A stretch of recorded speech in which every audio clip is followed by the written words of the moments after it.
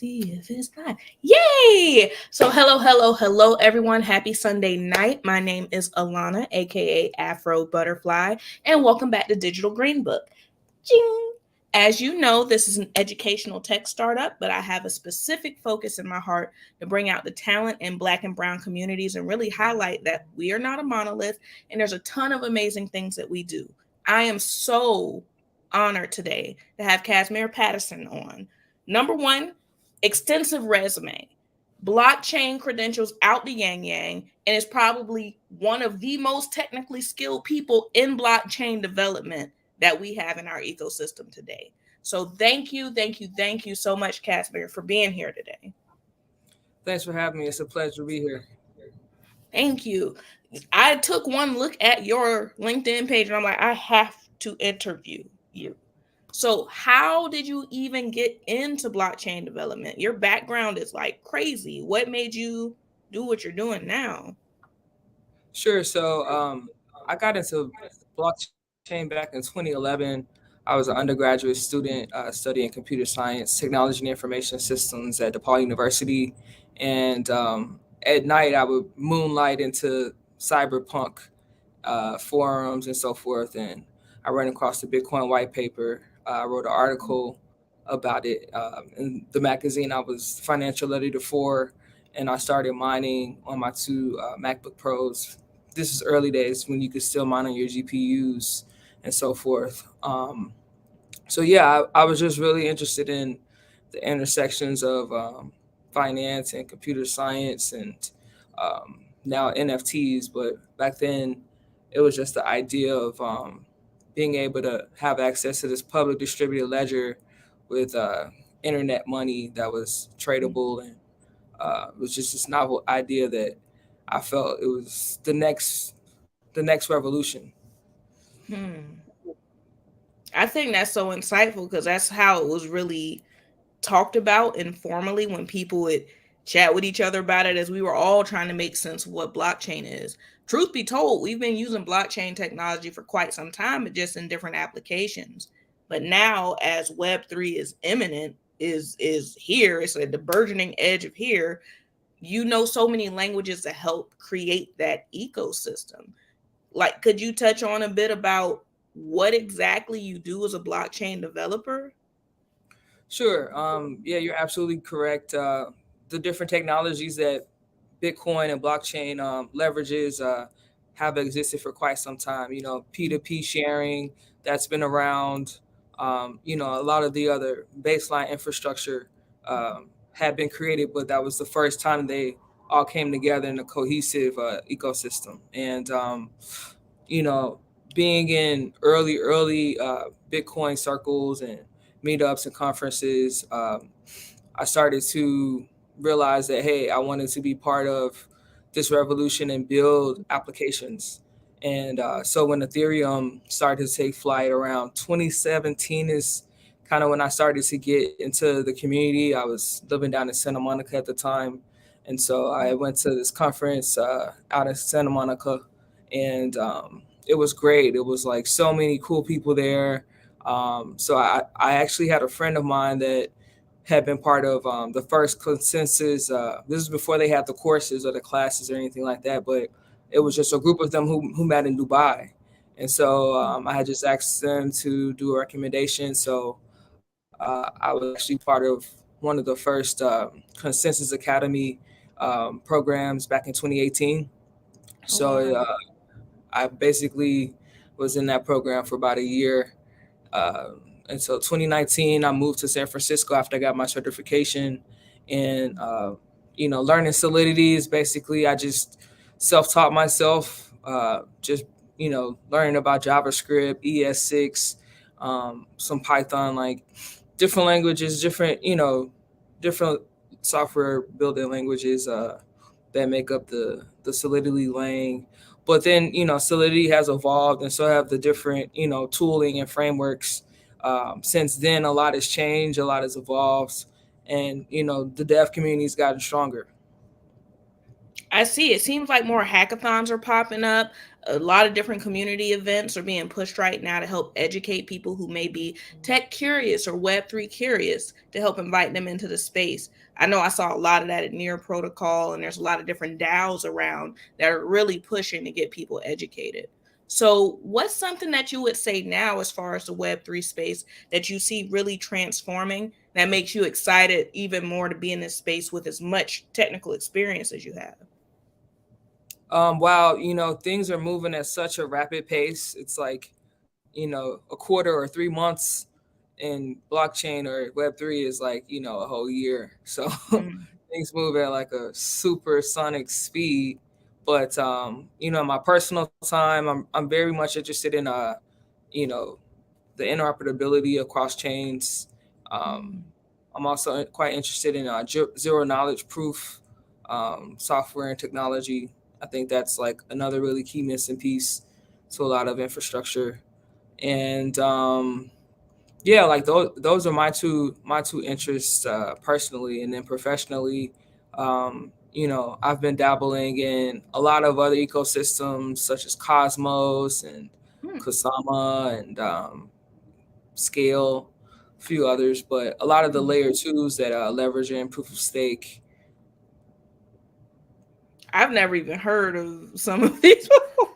So I know my knowledge deficit. I need to pick up some things. That's so cool. Would you say that, since you're concerned with interoperability, and that's literally making blockchains that normally didn't have the ability to talk to each other now be able to communicate with each other, are you feeling like things like Oracle solutions are not even going to be necessary anymore?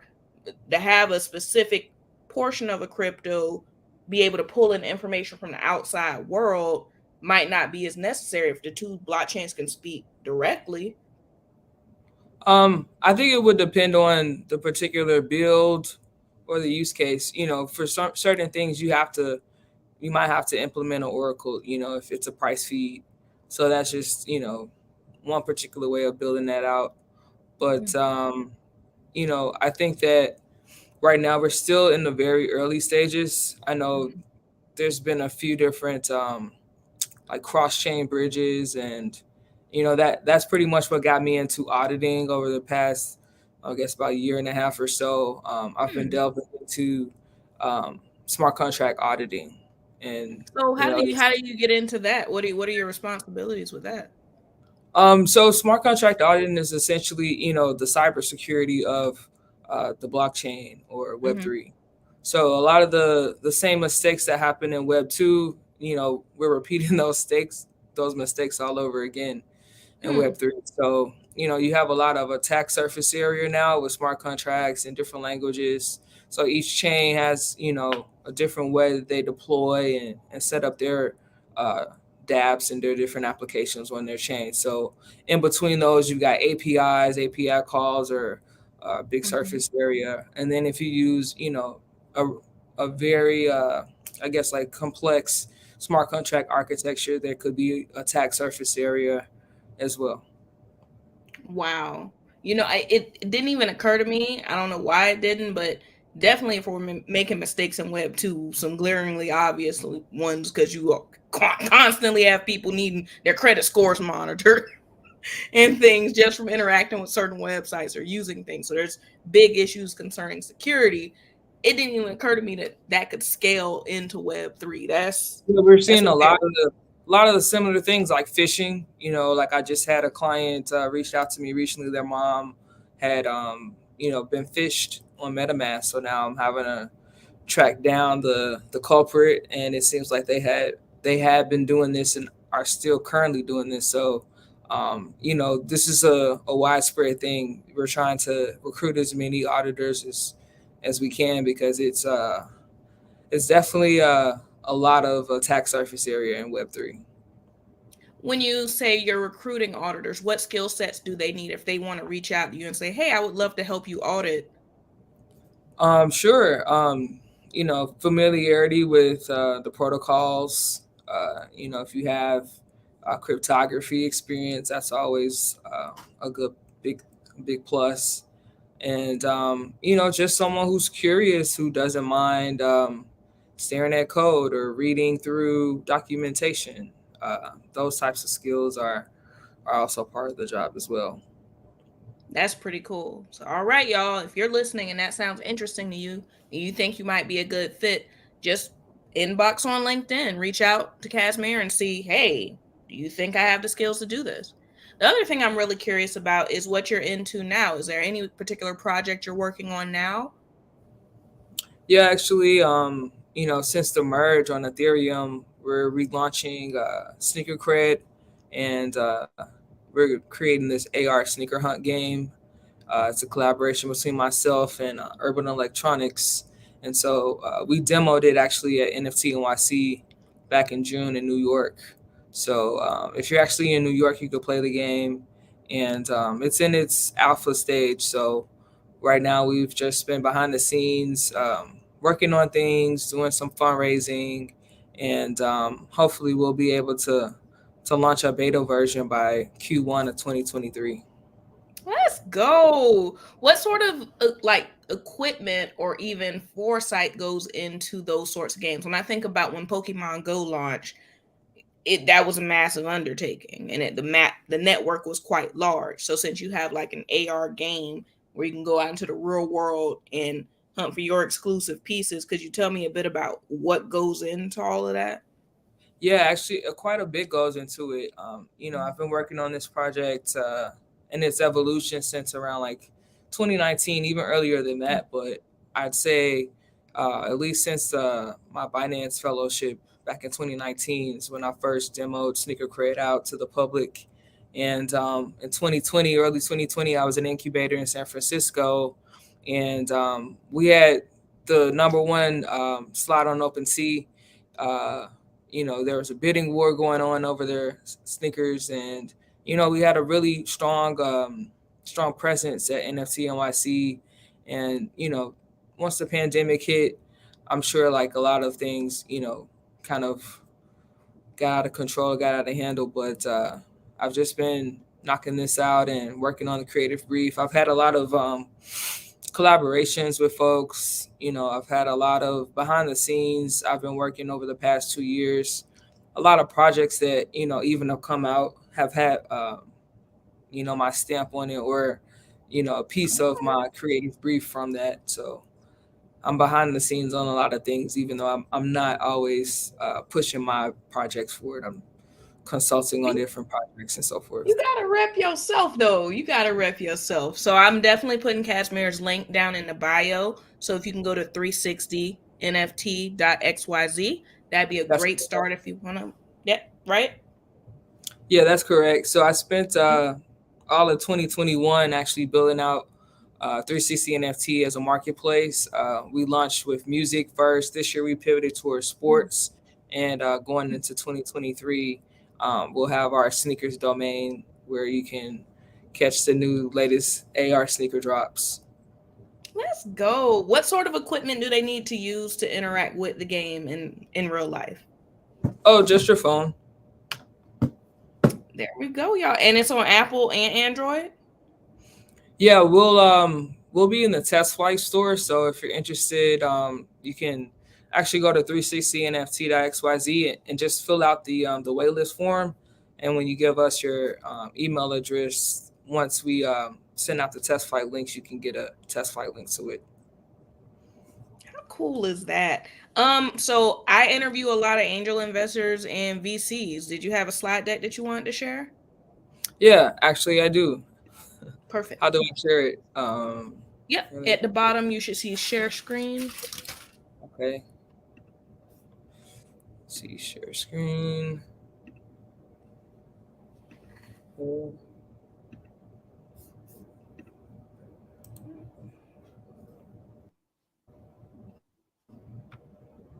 Let's see. It's on the Guess it's just way. loaded up here. Can you see the slide deck? Not Let me know just when you get to yet. it. Not just yet. Yeah, Okay, yeah, it's there showing might up. be an.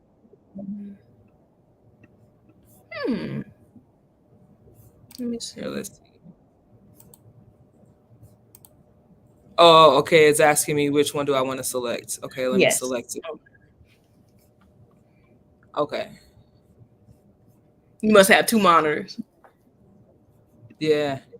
Okay, can you see There we my go. screen? Yes, I can. There we go.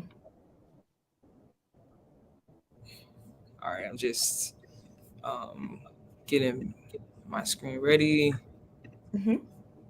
Okay, so the name of the AR game is called Sneaker Hunt, and like I was mentioning earlier, it's a joint venture between myself and Urban Electronics, the gaming studio. It's going to be doing the distribution for it, and so it's AR NFTs redeemable for physical 3D printed sneakers in real life, and at physical sneaker stores. Myself, Casmir Patterson, I'm the CTO, Sneaker Credit Inc. John Wolf's at Urban Electronics. We met back in 2020 at NFT NYC. Always respected each other and just wanted to collaborate. So after NFT NYC last November of 2021, we decided to do a hackathon in December. And so this is pretty much what came out of that hackathon. So the opportunity here is, merging blockchain and augmented reality. And for brands, we offer a platform where they can generate revenue, drive foot traffic, and then for Web3 users and gamers, we've got to play the earn aspect. So the market size, this is our market cap, SAM, SOM, and time. Right now, there's a huge opportunity with luxury brands selling luxury NFTs. So we've got a lot of competition there. Also, it's a huge market, 430 billion for digital assets, video games, and sneaker collectors, and as well as just generating marketplace value. So the sneaker hunt system essentially allows sneakerheads to collect digital replicas of sneakers in real life. So it's a AR gaming platform for the culture, and we've got generative NFTs that are based off of our sneaker credit algorithm that generates the NFTs that you purchase as blanks, and then you can import them into the game for customization. So this is a customization module. You basically can import in your NFT, like I mentioned, and then you can start looking for the different pieces. So you're looking for laces. Let's see what it is. It's logo, laces, upper, vamp, panels, sole, and the serial number. So these are our early adopter artists, influencers.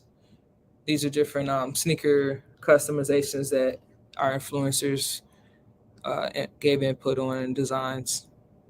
So our business model is NFT sales, token appreciations from primary drops, secondary trading, and token sales.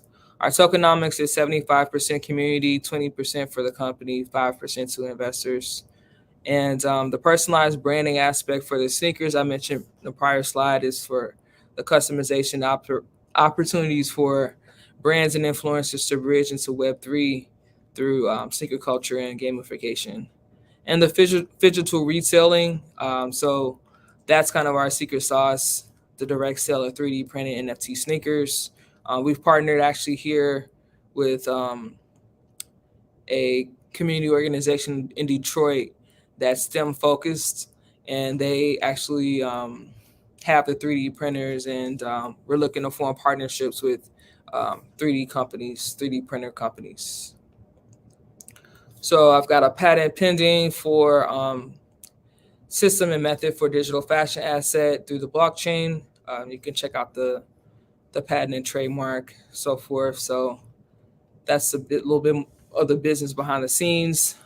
This is our cost of goods sold for the 3D printer purchase. That can be offset, like I mentioned prior um, to that being with a 3D printer company partnership. Also, same thing for the 3D printer filament. I have a more detailed financials if anybody's interested, like you mentioned, from a VC firm or angel investor. I can provide more detailed financials and projections. So funding requirements, we're raising 2.5 million, and our valuation is 25 million post money. So these are some of our targeted investors and revenue milestone goals. and these are based upon sales revenue from our first drop on Ethereum, but we're doing a relaunch on Ethereum 2 coming up in this quarter 2023.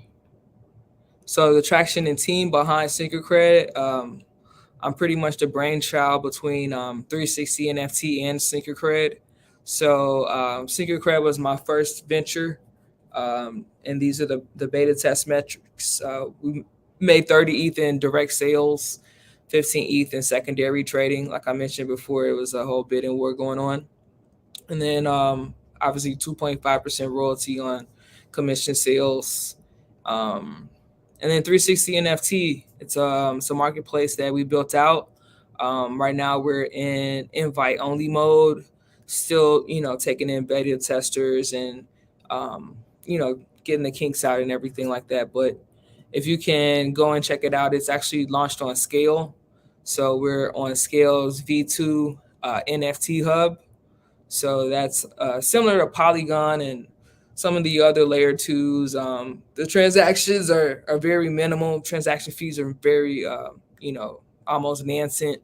So you don't really have to worry about, how much this gas fee is going to be. But those are the metrics there.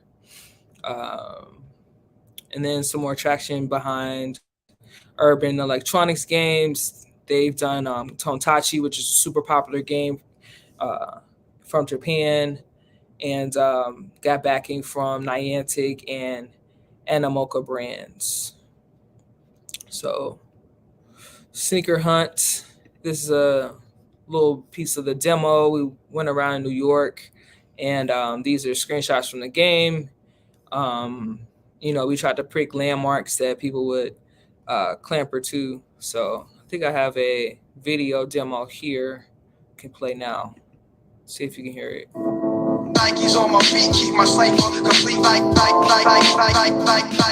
Then the Nike's on my feet, keep my cycle complete.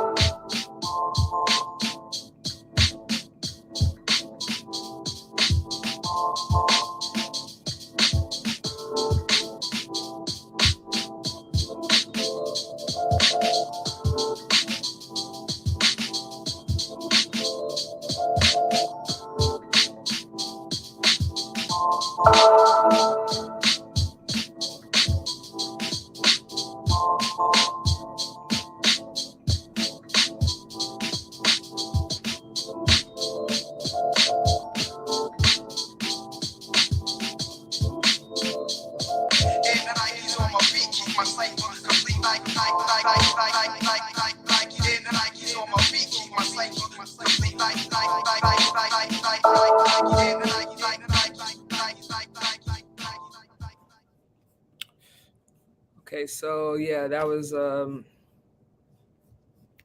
video for that. And like I mentioned before, if you're in New York City right now, you can actually test the game out. We did those waypoints with Niantic's Lightship, so that's what Pokemon Go is built upon. So you can think of this as like Sneaker Cred Go or something like that, but the name of the game is Sneaker Hunt. So yeah, that's pretty much the deck there. I think that's amazing. And I think people like things that are interactive. I've even been doing research in the stats as far as gamification, and even the military admits that when they're training individuals, they have much better memory retention, involvement when they're having fun in a learning environment. And I think this is a perfect application to do that. I really do. So Yeah. that's so cool that you're doing something so integrated and adaptive in real life. I really do think that's where this type of technology is going. Yeah, I've learned to accept my role as a thought leader in the space. A lot of times I'm really early on things. Sometimes it could be a good thing and a bad thing. Um, you know, being in Web3 and NFTs and so forth before it got really popular, and watching it grow now to where you see parodies on it, on NFTs on what was the name of that show I love to watch, with the kids, Who Killed Kenny? Oh, South Park. South Park. Yeah, they did a really good rendition. I thought that was pretty funny. That's Kenny. so dope though. What so one of the last questions that I have for you, Casmir, is what do you see yourself doing inside of this ecosystem once you have this brainchild at full fruition? Like, Um, the sky's the limit. I have so many great passions and motivations. Like, one of the main things that got me involved in blockchain and crypto specifically is, lack of financial inclusion.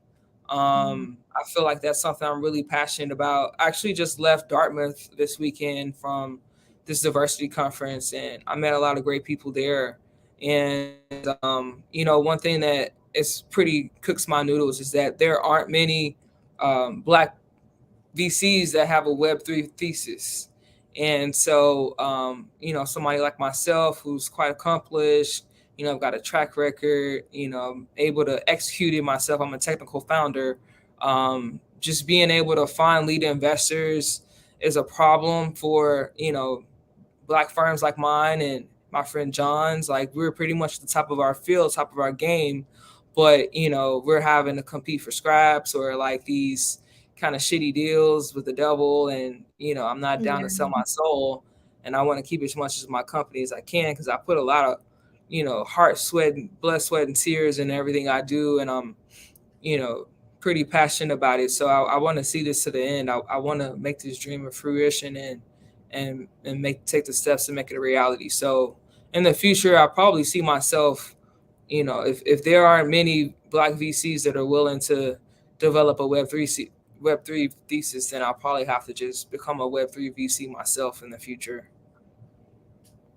that's so real. I've of the venture capital chats I've been having with the individuals that I've been blessed enough to interview on here, it's that too. They notice that, I mean, we've seen the stats, like less than 1.3% of all funding goes to individuals of color, and 0.3 of that maybe goes to female founders on top of that. So trying to build out a more robust ecosystem to connect people to those resources, more pitch competitions, more funding, that's really what my passion is too. Like, I'm in the middle of running my startup, but I really want to start being a pipeline for that kind of information, because how are we going to elevate ourselves if we don't have access to capital? Point Yeah, blank this period. is this is one of the biggest like transformations economically that has happened probably been in the last 100 years, since maybe the invention of the locomotive machine, or other types of technologies that have been transformative. Like, this is a one time in our lives where we can make generational change happen, occur in one generation. But the thing is Exactly. that financial inclusion has been, either burned down all our towns that were progressive, that could have been our Wells Fargo's or our different companies that can invest in funds of that nature, like Bank of America does.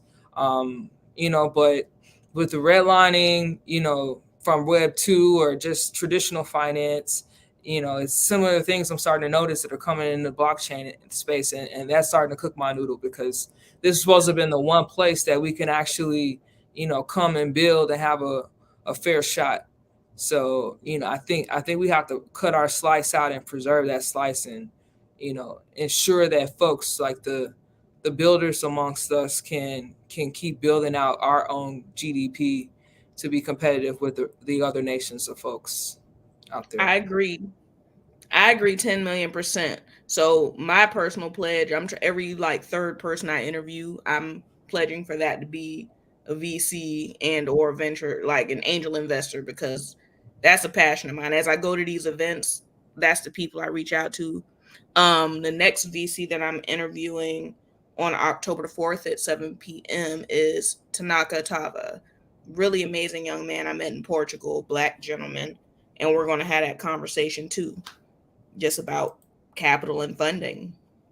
So Yeah, because A lot of times we make do with a lot less, a hell of a lot less than other founders who are given, you know, runway to just run it into the ground, and a lot of times they don't even produce a fifth of what we produce underneath stress and duress and lack of capital access. So, black founders, we return two times as much as our counterparts, yet we're, severely underfunded. And a lot of times, even when we're self-funded, we're still running well less than a lot of the powder that, other firms are allowed to have to operate. So it does affect us because we can't be as competitive, we can't be as aggressive in our growth strategies, and a lot of other things that we want to take advantage of, in order to reserve runway for us to maintain survival. And a lot of times, people run out of powder, and that's it. That's just the way things are. So I'm looking for those things to change, and allowing our ideas and creativity to lead the way, and us getting paid to lead the way, and getting those checks is one of the ways that keeps us motivated and keeps us ready to keep grinding and building. So that's Yes. something I'm extremely passionate about. I'm so glad that you said that, because these conversations need to be had in front of an audience so we can actually make a change or a difference, or at least bring highlight to a potential Oh yeah, I'm issue. not shutting up about this. I'm naming names. I'm gonna be speaking out about VCs that do unconscionable things also, and people who waste our time or go through a deal and then pull out at the last moment in the deal room Mhm. after the term sheet's been negotiated. Not quite sure if other founders or experiencing the goalposts being constantly moved on them. And I'm not quite sure if that's happening across the board. You know what? I'm not privy to all of that, but I am aware of some of that. So Yeah, I wouldn't put it I'm past done. for that to be the I'm done. case. I'm done to talk about it because I'm tired of just holding things in and you know playing good cop bad cop. But something needs to be done. So we got to start talking about it and sharing our stories. Yes. Are you going to culture shifting weekend in Miami? I pretty much only go to things that are covered. So if if somebody wants to reach out and sponsor my trip or uh, bring me out there, I'm totally willing to go. Good deal. That might be worth looking into, because that's a for people of color venture capital summit. And I think that's October 13th through 16th, if I'm not mistaken. They have one in Miami and then one in London the following month. But I know that that's definitely a source, and they're looking for people who are post phase A. So I'm not quite there yet. I'm still like pre seed. So, but that Yeah, might be a good fit for you as well. yeah. Thanks. I'll take a look. I'll take a look at it. Good deal. But I think this was such an insightful conversation. I'm grateful for all that you do. It's honorable that somebody can look to you and say, I can aspire to be that technically skilled, or I can be that free forming with my thoughts, that I can literally create whatever's in my mind. So please keep doing the work that you're doing. I know that it might be unsung most of the time, but it is seen. I see you if no one else. And I'm Thanks. grateful you took time out of your day to come chat with me. No, thanks for staying with it. I have been dealing with some family emergencies, and I'm glad I was able to come on. I'm grateful that even throughout that you still make it. And I'm praying for the speedy, healthy recovery of everyone involved. But Thanks thank so you so much. much, Casmir. Yeah, it's been a pleasure. Yep. Have a great one. You too. Bye bye.